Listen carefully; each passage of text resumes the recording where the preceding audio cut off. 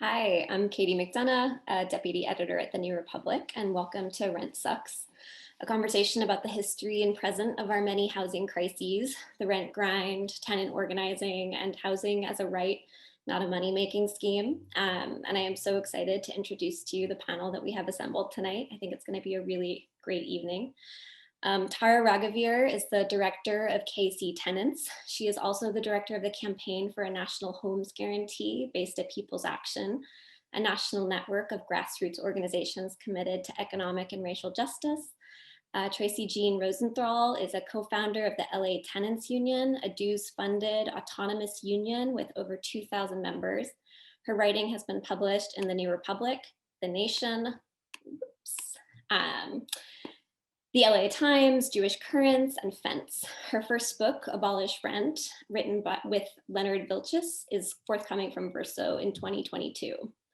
It also is a real pleasure to welcome Senator Julia Salazar, who represents New York's 18th State Senate District, which was my district until a few months ago, and includes the Brooklyn neighborhoods of Bushwick, Cypress Hills, Greenpoint, and Williamsburg, as well as parts of Bedford-Stuyvesant, Brownsville, and East New York.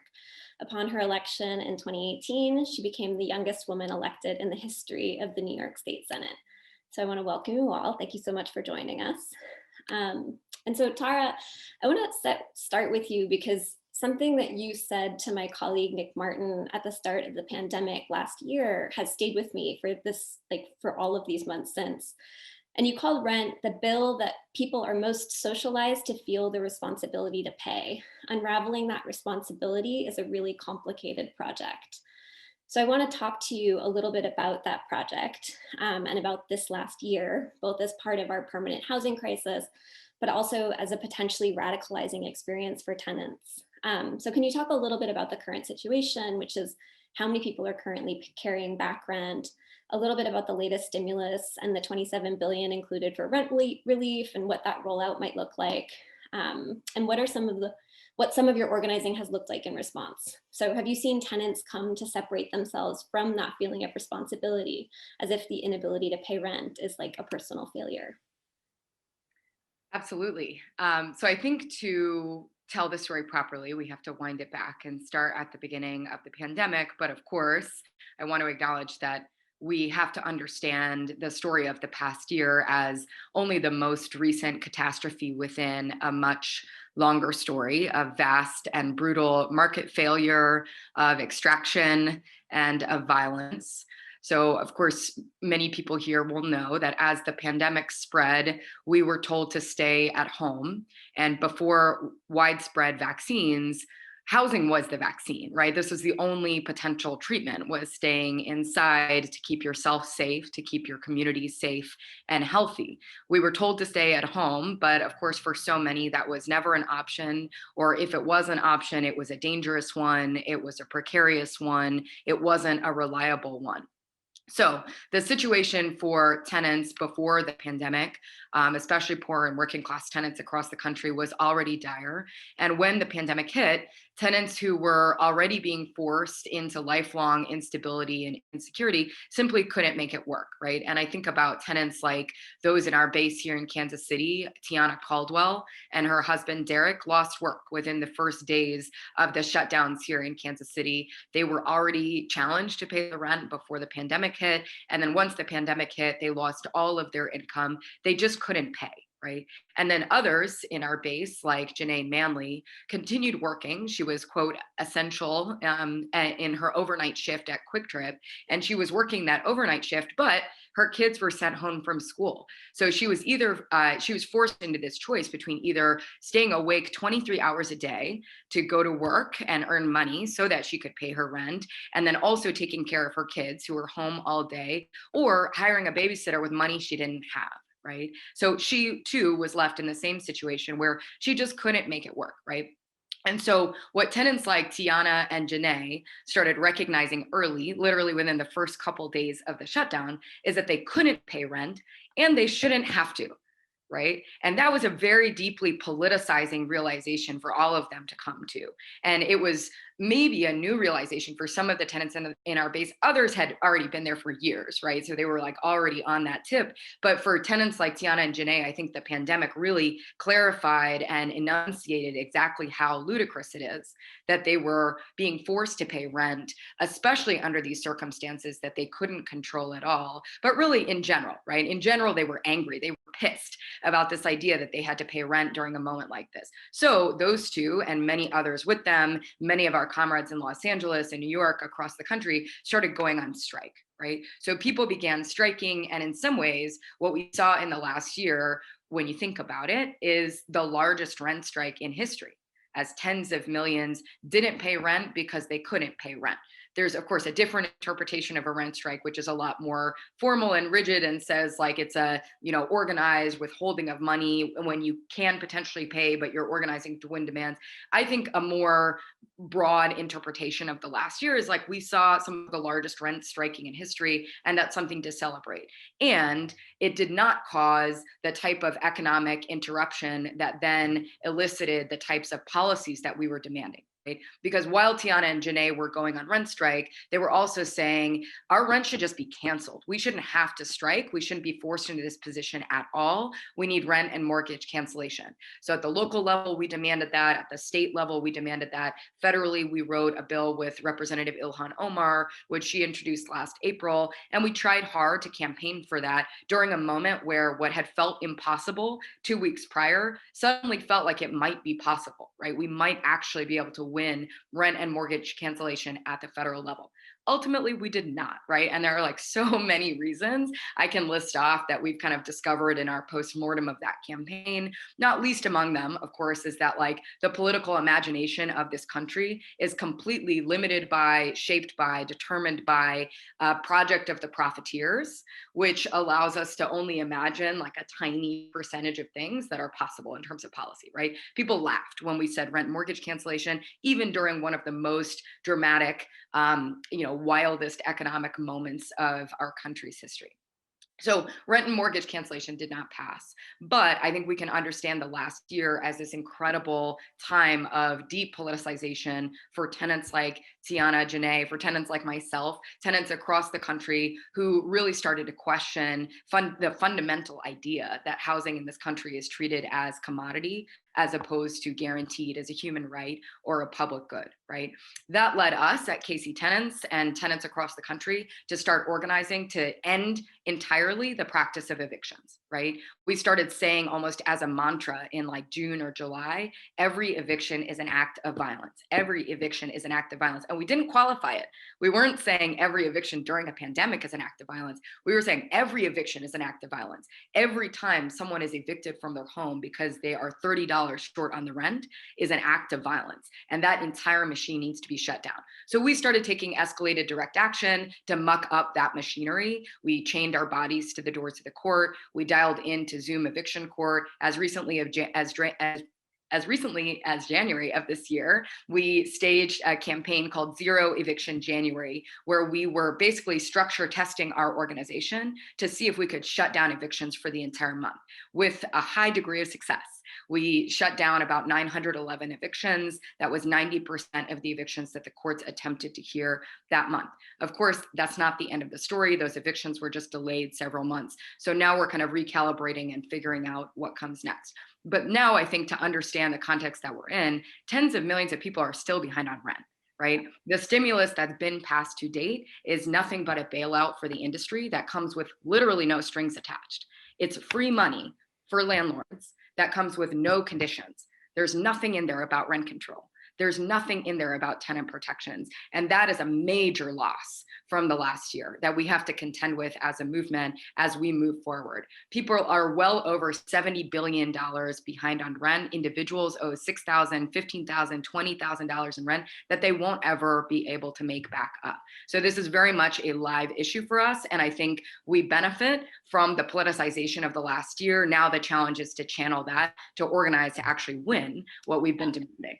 This is actually kind of what I wanted to ask you about too, is that with the stimulus and the rent relief that, as you're saying, is being rolled out right now, but it is not, the crisis continues, right? And this, even if some tenants are able to recuperate some back rent, give it over immediately to their landlord, if people are still out of work, if they are still not making enough, like this is, I think we're getting this narrative as the vaccine is rolling out and as some of the kind of more extreme manifestations of the pandemic are receding, this idea that we're somehow going back to normal. And so my question for you is, have you seen among the tenants you organize with a sense of being able to hold on to that political identity of themselves as tenants, and that actually this pandemic, the kind of conditions of the pandemic predated it and will like long exist beyond it without the fight you're describing?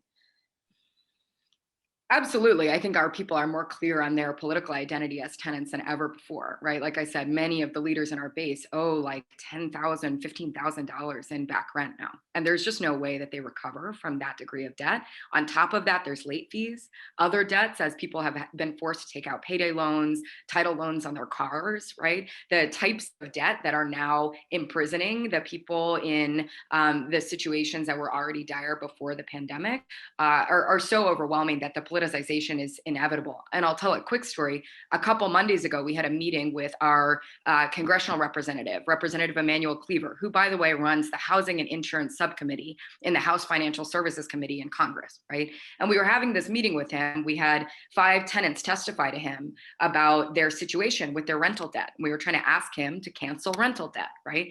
And he was like, wait, but we just passed tens of billions of dollars in rental assistance. What's going on? And he was like, who here has applied? Have any of you applied? Every single person in the room had applied for rental assistance, and no one there had actually received it.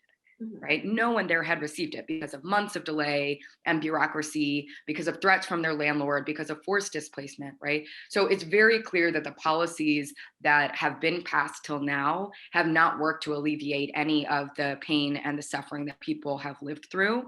And so that by itself is politicizing. When you're staring at a decision maker, at a policymaker, and they don't know the type of pain that you've experienced in the last year, and they think that the problem is solved, but it's so far from that.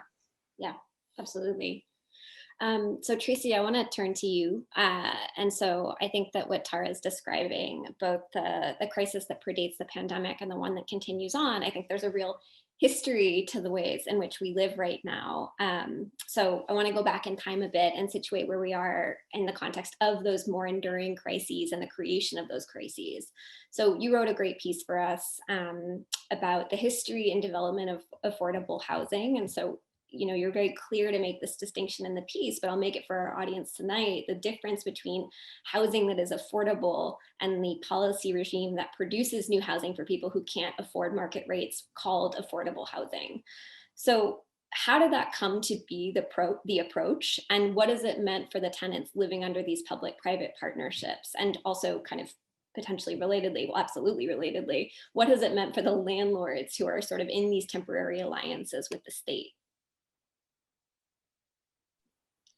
Yeah, thanks. So I like made some notes on this really great question. But like, as an organizer, I just want to be clear that like I'm interested in policy insofar as policy reflects and congeals class power, like as a kind of coagulant for political struggle, and specifically in the way that it deflects rather than incorporates community demands.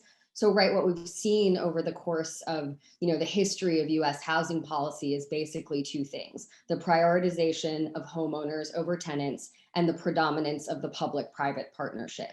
So in that piece, when I'm offering the sort of history of affordable housing, and I really appreciate you like really distinguishing it from the like amorphous social good, like who could be against that, to the technical term that names privately owned, publicly subsidized housing. And then, just recognizing that it's now the government's only supply side program for people who can't afford market rents.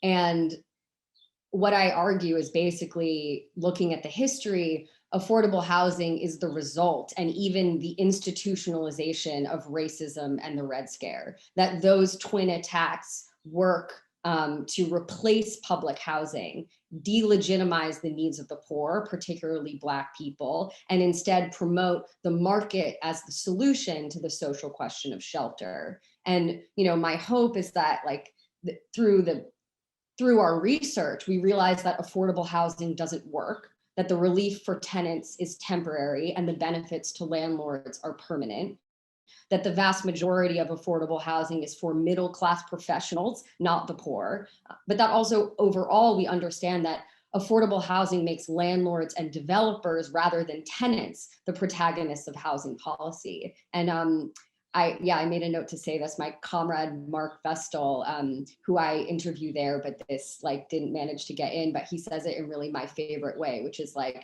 we let landlords and developers show up to a problem like they were never here, like good Samaritans off the street.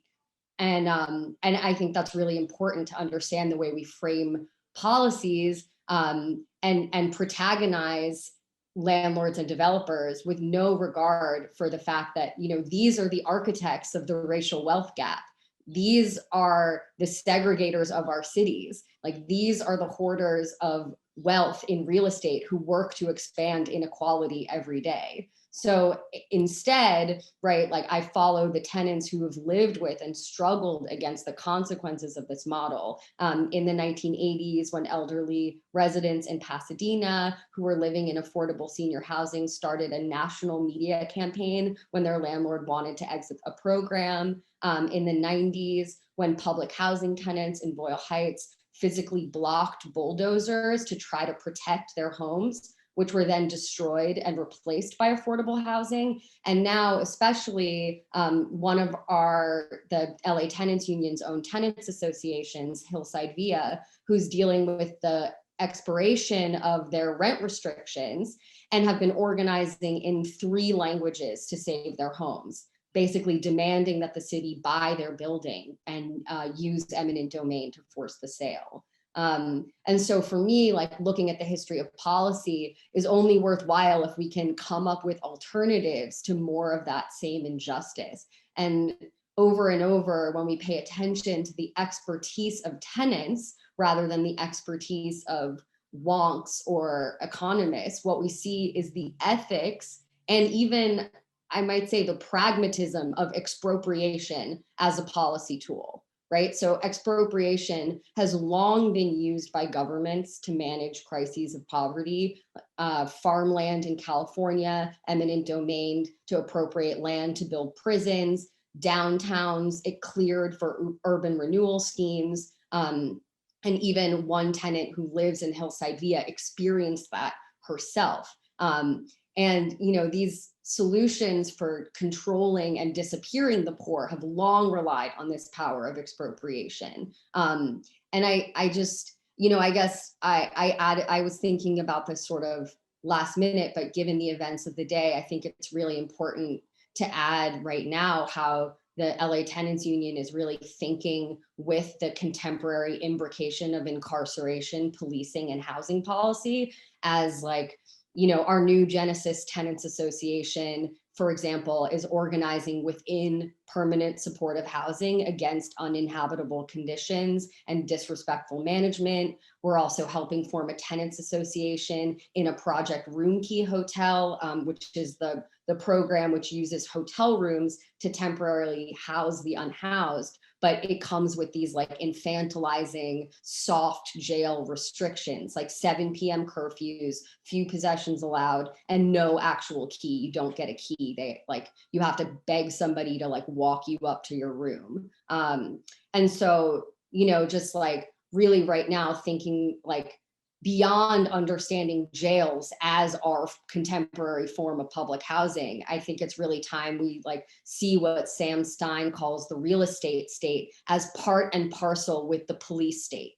And out of that context, I feel like we have to know that our work is not only to make expropriation thinkable and necessary, it's also to challenge all of those carceral structures of housing governance and like appropriate them, take them over, and reimagine them in the service of tenant self-determination and community control. So that's, I'll stop there, but I think for me, that's like kind of a policy overview that really I think is like, I think if I were to write it again, it would, I think like another way of talking about it is that there are actually three things. There's the prioritization of homeowners, there's the public-private partnership, and there's also like carceral tenancy. And those are actually the three like main themes of housing policy that it's like the job of tenants unions and organizers to respond to. Yeah, I'm glad you mentioned Sam Stein, because I was actually went back to an interview he had done with Daniel Denver, I think it was last year, and he said something that I feel like captures this really well, which is that in so many different ways, as people sort of, this idea of like, oh, but I don't want the state mixed up in that, right? So when people kind of fight against Medicare for all, it's like, well, I don't want the state telling me what doctor I can see. And when we talk about public housing, it's like, I don't want the state, in charge of that. And so he sort of describes just nothing but a history of state intervention in the creation and prioritization of housing. It's just been on the side of capital. And so what does it actually look like to kind of move those priorities and to actually wield the power of the state and those infrastructures for tenants, only for people who need a roof over their head and no one who is actually trying to profit from those roofs. So, I wanted to actually turn to you, Julia, next, because I think we are describing this place of policy as it's described versus policy as it delivers, right? So affordable housing, as Tracy is kind of outlining, it's like, well, who could possibly be against something that's called affordable housing? And so I know that one of the things that you have worked very hard to do is kind of put those things back into more appropriate alignment, right? Policy that actually serves the ends that it promises to deliver. So now that we have a sense of what has kind of failed in those terms, I would like to talk to you about some of the proposals that you have on the table in New York that could signal a new approach to housing as a right. So I want to start with the good cause eviction bill that you've co-sponsored, but then similarly, like to what Tara was describing, like, is there a cap on this sort of the imagination of what feels legible or demandable in a policy space like that, and how do you see yourself as someone in the room, as someone who can kind of push those boundaries? Yeah, absolutely. Well, first, I should say how I approach housing policy as a legislator, which is to say, I approach it with this lens that housing, or at least, more broadly, shelter, is a human right, and that housing is healthcare. And that a person's housing truly determines so much of their well-being and their ability to survive and to do things. And therefore a lack of stable housing negatively impacts people in so many different ways that it's really inextricable from their well-being and their autonomy and their opportunities. And so with that lens, that some would consider to be radical, that is what has informed this legislation. So I'll start with the good cause eviction bill. We of course have rent regulation in New York and New York City and in New York State, but the vast majority of tenants have very little protection, virtually no meaningful protection under the law from eviction. What we saw before 2019, but I introduced this bill in the beginning of 2019 when I first became a state senator, that would protect tenants from eviction, but also de facto evictions, right? It is still essentially an eviction and displacement if a landlord imposes an unconscionably high rent increase on a tenant. So we wanted to introduce legislation that would both protect tenants from retaliation, if it were, say, retaliation against, complaining about conditions in the building, or for any other unjustifiable reason, but also protect tenants against these unconscionable rent increases that we hear about all the time, for people who don't have the protections of rent regulation. So we introduced this bill that would make sure that there is, technically it's a rebuttable presumption in court against an eviction if the rent is increased by either 3% of the current rent or 1.5 times, it gets a little wonky, but 1.5 times the annual consumer price index. So basically 150% of inflation. If the rent were increased by either of those, whichever is greater, then it would be considered, not good cause to evict the tenant or to fail to renew their lease. This is really important, of course, for the many people across the state of New York. It can be scaled up. There are proposals that I know some of you are familiar with to scale this up to the federal level to protect people. Basically, a tenant's bill of rights, guaranteeing that people can stay in their homes who currently have virtually no protection. So introduced this in 2019, really in anticipation of the rent laws expiring that same year. There was a fight to try to pass it as part of a greater package to change the rent laws. And because it was the newest bill and the most radical and it expanded statewide, it was a really heavy lift. And so we're now still fighting to pass the good cause eviction bill. Meanwhile, I also introduced legislation that would effectively, as people know it, cancel rent.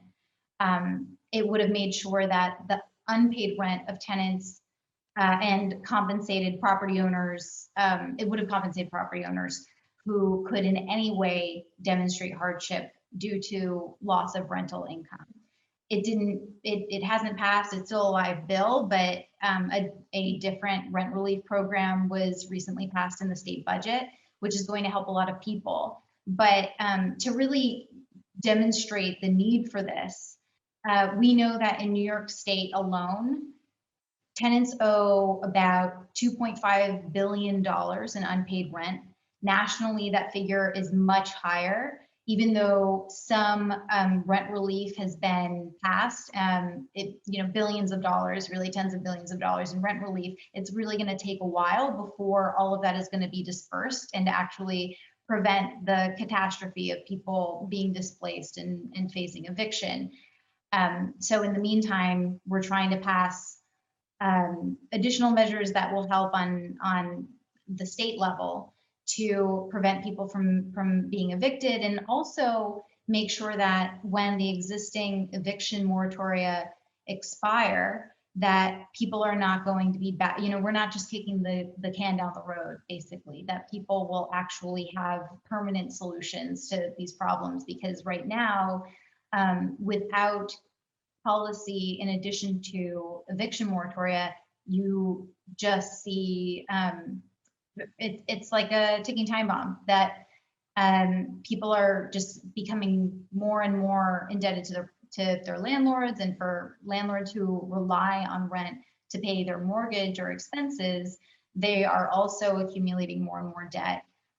What we really need is comprehensive relief at the state level, at the federal level, to make sure that people are made whole. They're not just going to magically come up with this rental income. And we know that far too many people who are experiencing homelessness are experiencing homelessness because they were evicted from the homes that they lived in before. So this is really what state policy needs to focus on. The legislation that was recently passed in the budget to provide housing relief, it basically will do some of what canceling rent would have done. There is means testing, of course, which that's always, the bad news, and something that I've been really trying to fight against, because we know that whenever there is means testing of policy like this, far too many people are left out. If they have to have, they have to have made below a certain income in order to qualify for rent relief. Those qualifications are pretty irrelevant to all of the people who've lost their jobs or who are underemployed as a result of the pandemic.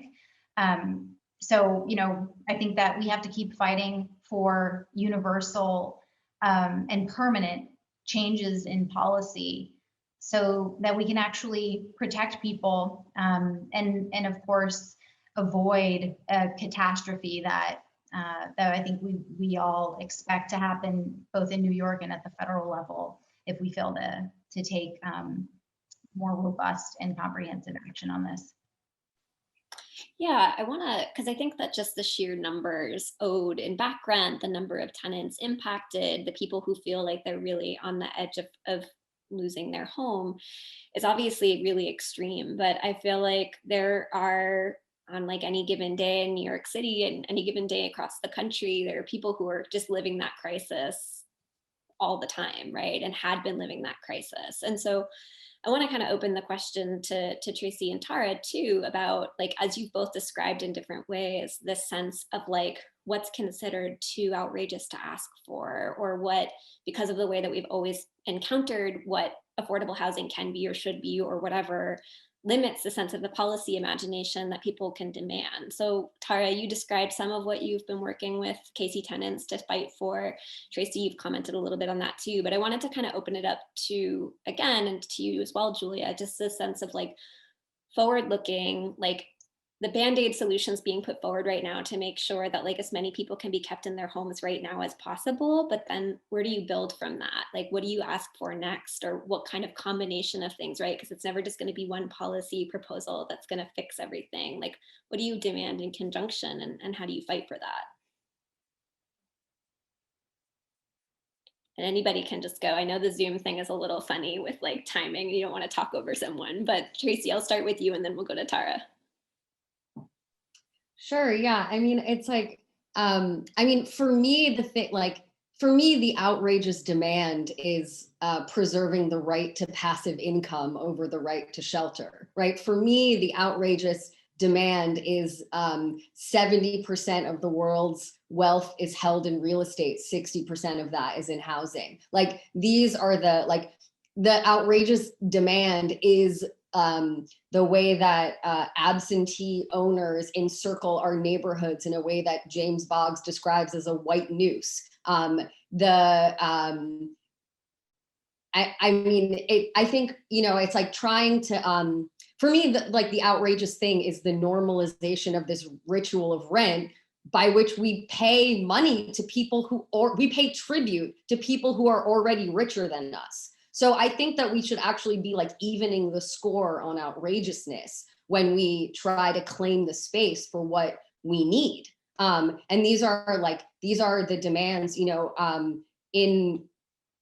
all of the demands that we come up with in our work are like from the expertise of tenants themselves. So Hillside Via demanding that money that is used for the police department in Los Angeles be instead used to buy their home is a demand that those tenants came up with to preserve their housing long-term, to continue to be a part of the long-term community that they've been a part of. And, I think that this idea of, and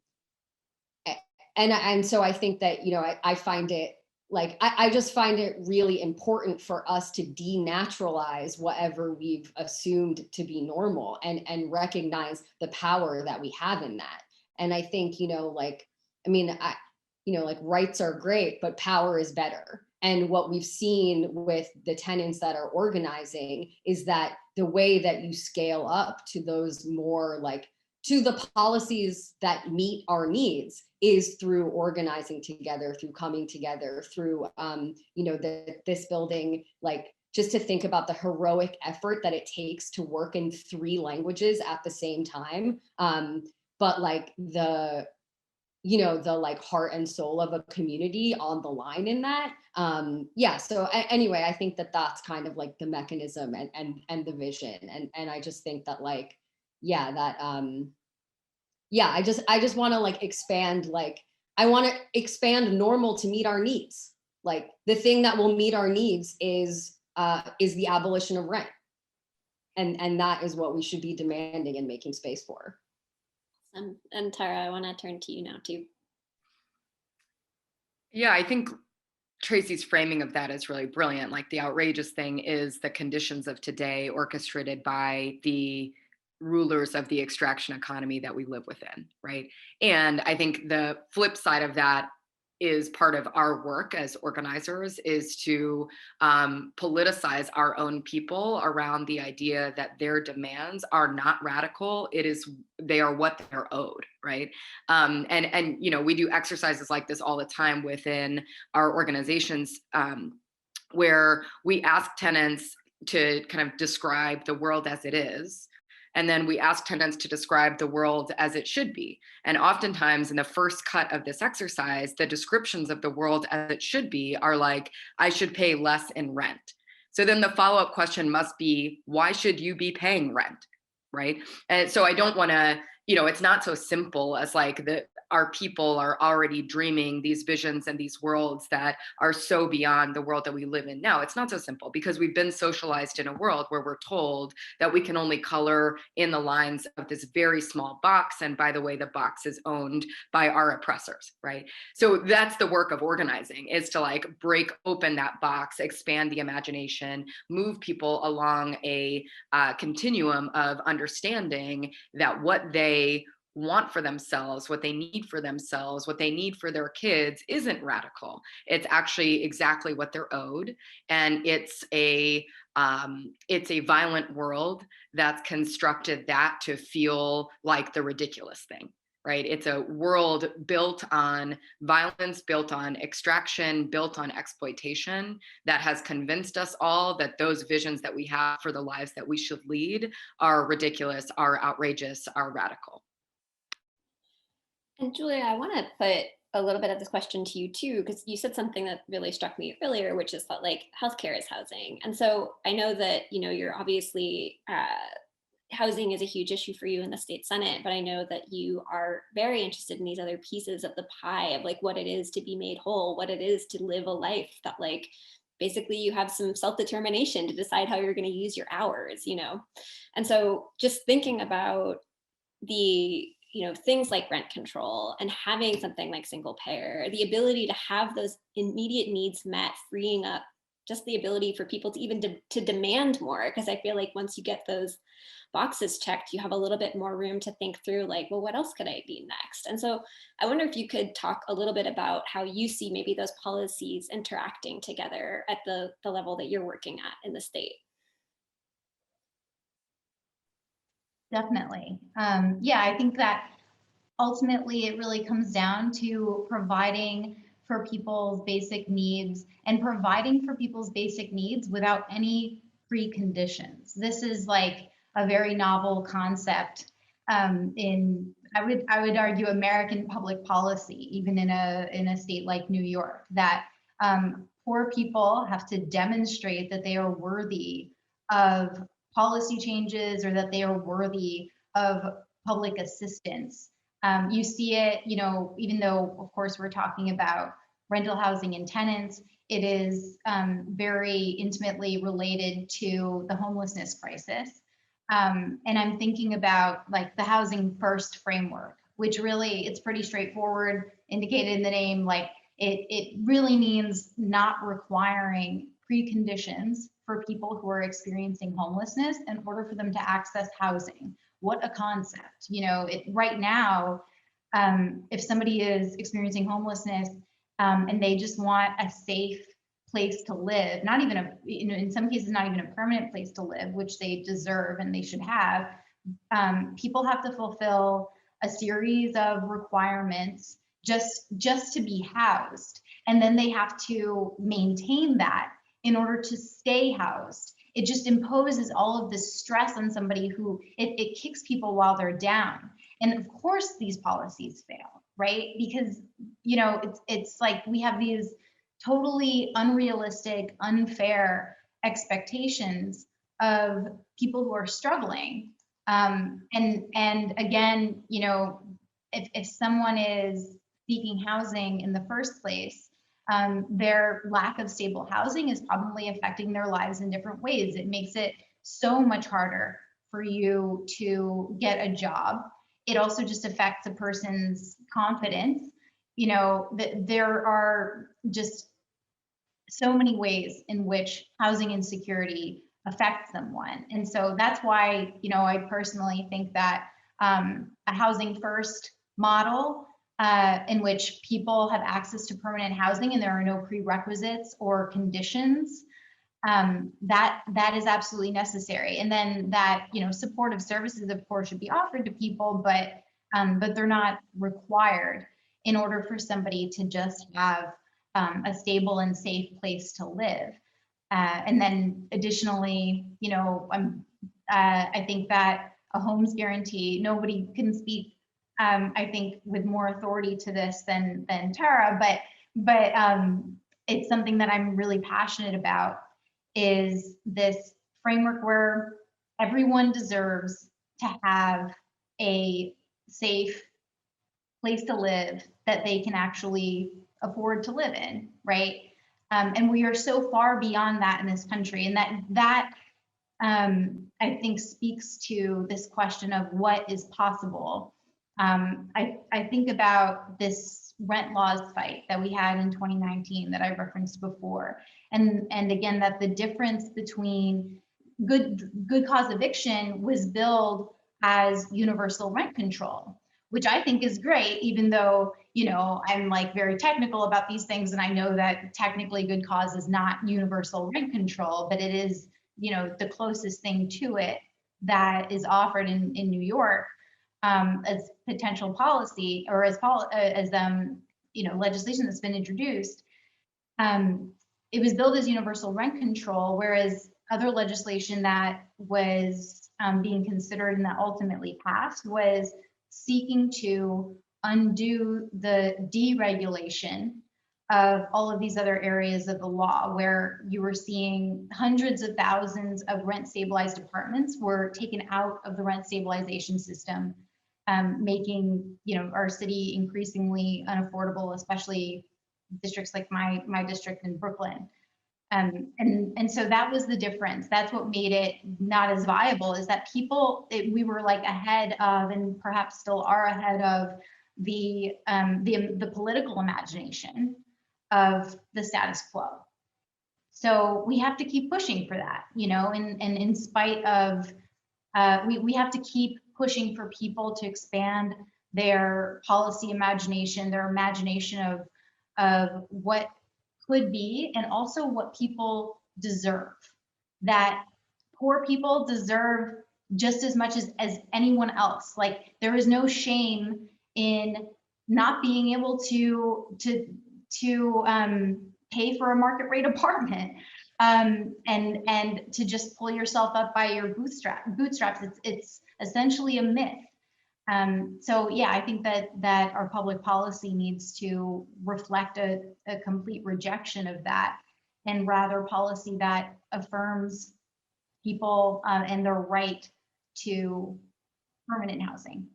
Yeah, there was a piece that we ran as part of the Rent Sucks series that was about the sort of almost like mythic reception of stories of really good rent controlled apartments in the city. And it was this one woman in the East Village who, when she passed away in I think like 2014, was paying I think $85 a month. And that was such good rent that it made it into her obituary, and her friends wanted to talk about her rent because and the things though that they were describing were so mundane. They were like, it allowed her to not have to work all the time. It allowed her to stay in the community where she was born. It allowed her to stay near her friendships. And so like, I think that I'm very like attracted to these stories as well, because they offer this seduction of like, imagine a little bit of ease in your life. Imagine that you could stay in one place. Imagine the block that your mom grew up on is the one that you could still afford to live on, kind of thing. But those are actually really sad stories in a way, because what we're describing is something that people so just easily deserve, but rarely have. So I'm gonna turn it to some questions that we have in the Q&A tool right now. And let's see.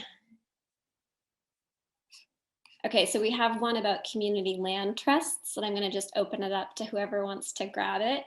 And it says, I wonder whether the only true permanent solution is to redefine housing as a human right, not a commodity, and to remove profit-taking landlords from the system entirely by having community land trusts or related organizations purchase their properties and operate them on a not-for-profit basis. So this is sort of the general question. So I want to make it about community land trusts. But Tracy, one thing that I was struck by in your piece is that tenants making a demand for removing the profit, like the landlord or the profit incentive for their housing, but then kind of wanting some freedom to decide what next for themselves of like, we don't know if it's a community land trust yet. We don't know if it's this yet, but what we know is that the profit model in this housing arrangement is going to kill us, you know? So I want to talk about community land trust, but also what are these other models that we might be able to think of and demand for?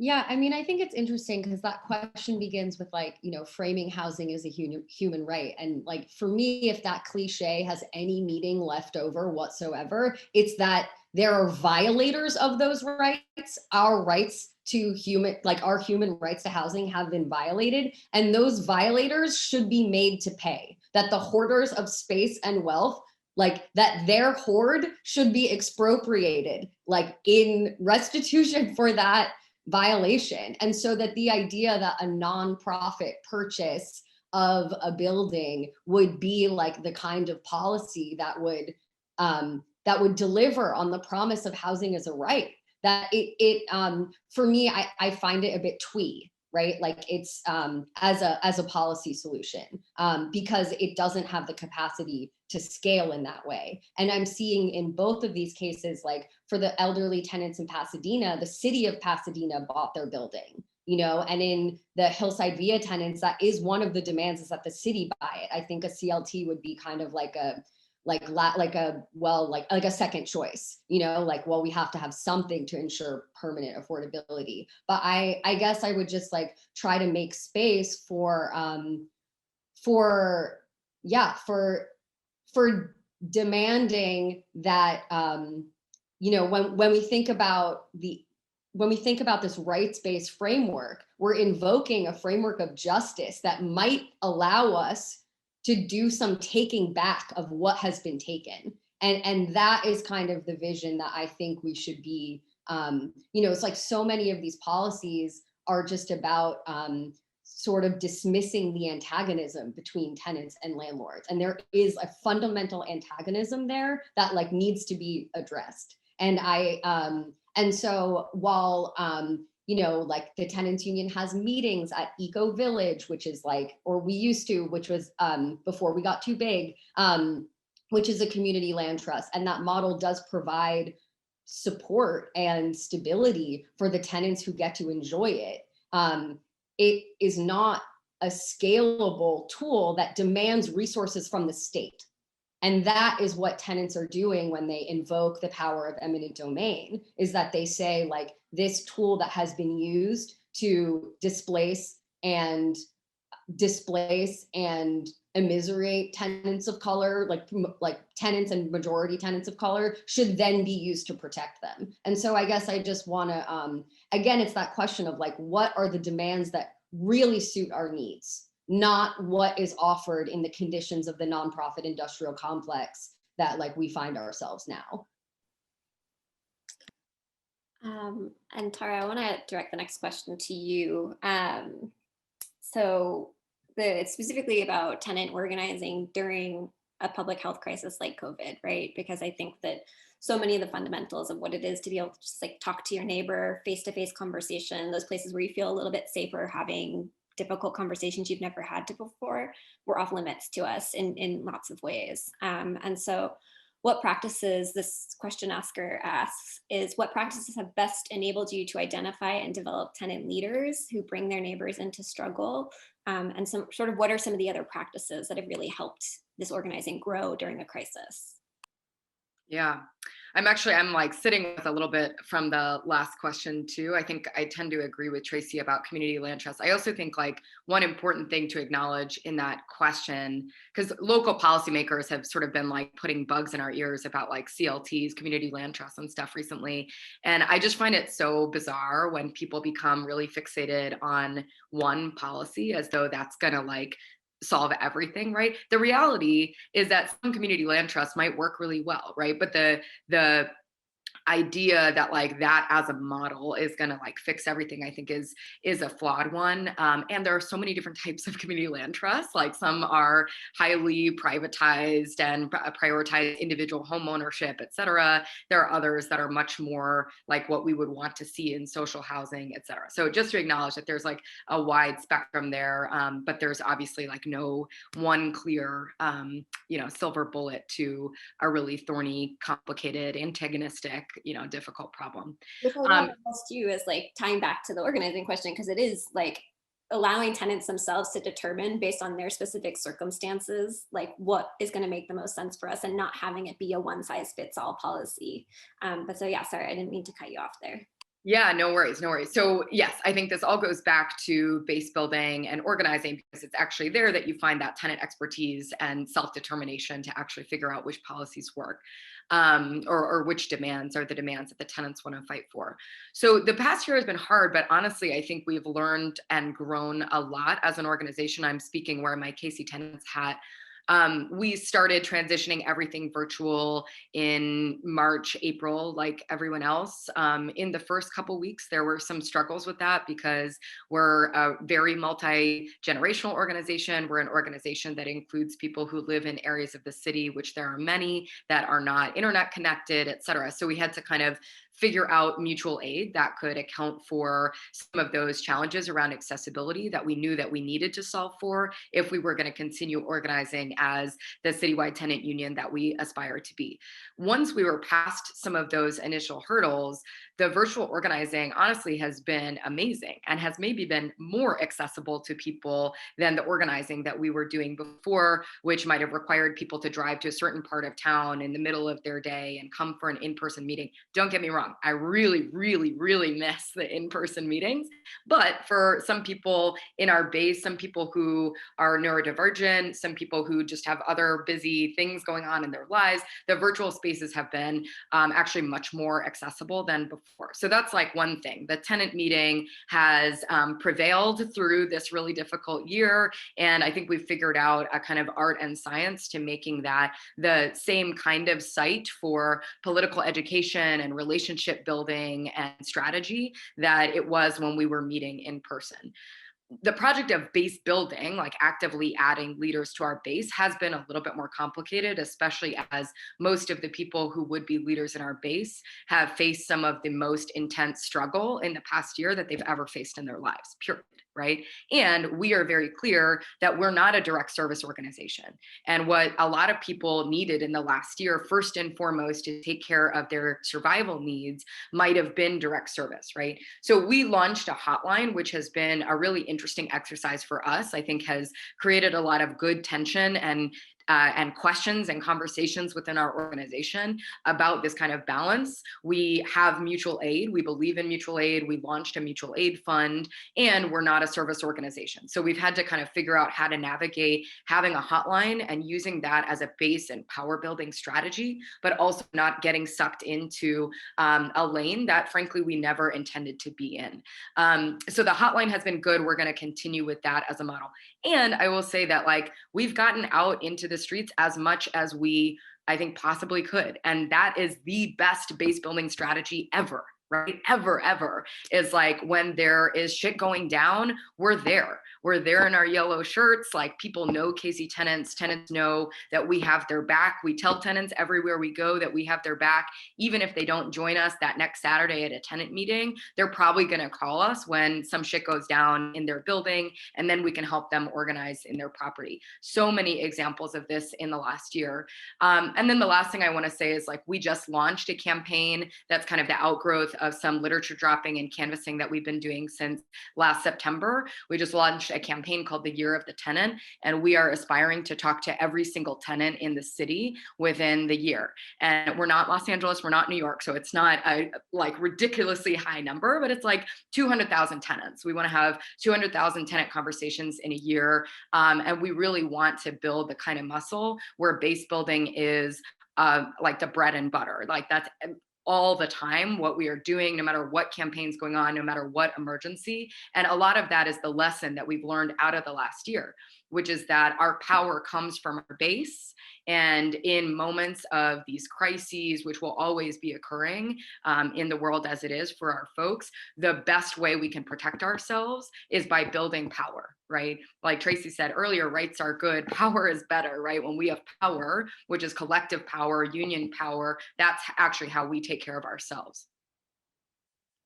Absolutely. I feel like we're coming to the end of our hour, which is a bummer because I think there's so much to talk about here. But Julia, I just wanted to briefly ask that now that in your district, like what you're hearing from people now that, because I think that there's been a tremendous amount of tenant organizing in your district that I'm aware of at least. But with the rent relief package now kind of getting slowly moving into the phase of being distributed, do your constituents think it's enough? Are they pushing you for more? Do they ask, like, what is the kind of feedback so far at that level? People are definitely pushing for more. Thankfully, I think a lot of people in my district are going to be eligible for the rent relief that's offered through this it's called CROP, the CROP program that was created in the budget. But what's really, I think, the most lasting impact and most powerful about the demands over the past year to cancel rent is that it sparked the organizing and agitated people to organize their buildings. And that's something that, even though many of them are still, I think, probably still experiencing housing insecurity, especially people in my district, they now have the power and the solidarity of having organized a tenants association. We saw a huge increase in people organizing their buildings together over the course of this pandemic. A lot of people who previously weren't in a situation where they felt the need to organize with their neighbors suddenly found themselves in that situation. And this is not to say that it's in any way a blessing or a good thing that people were put in that position, but that this situation was used as an opportunity to organize people. And so, and nothing is going to undo that. I really believe that. That's going to have a lasting impact. And so all of those people, some of them have been able to get new jobs. Some of them will get relief in a variety of ways. Some of them will be eligible for this rent relief and they'll be able to get back on their feet. But regardless, nothing is going to undo that solidarity and organizing, and I can see it continuing to grow. So there's going to be this lasting impact of awareness and people being I guess, what's the word, that they sparked, I guess, that they're now motivated to continue organizing, and they have the sort of class consciousness and awareness as tenants that is necessary for us to build a mass movement that is demanding not just rights but power, and that is building that power when they cannot wait for the law to change. So yeah, I think I'm hopeful, and I just have to continue to, once upon a time, several years ago, before I was a state senator, I organized a small rent strike in my building because I lived in this slumlord building, and ultimately we had sort of a half victory. We did still have to leave because it wasn't a rent stabilized building, and that sort of taught me a lot about how the law needs to change. But it's something that I'm never going to forget, and that has really influenced my positions on housing policy and my view on this. So I think that's something that is just going to have a lasting impact. Yeah, it sounds like some of the temporary measures that are being rolled out right now might bring some people back up to zero almost, but that's not really, I think that's not really the demand. So I want to thank you all so much. This has been an incredible hour. I feel like there's so much more to say, but I hope that this has been a nice bit of a look back at kind of where we are and how we got here and where we might go next. I'm gonna do a plug now for tomorrow night, TNR. We just can't stop hosting Zoom panels. Our next panel tomorrow at 7 as well is called Making Liberalism Matter, a panel discussion on how to reclaim the social democratic roots of liberal politics, featuring Wendy Brown, Samuel Moyne, Jamie Raskin, and my colleagues at TNR, Osita Winevu and Jason Linkins. I want to thank our panelists again for being with us tonight for the hour. I want to thank the audience for turning out and for your wonderful questions, and I'll see you all next time. Thank you so much.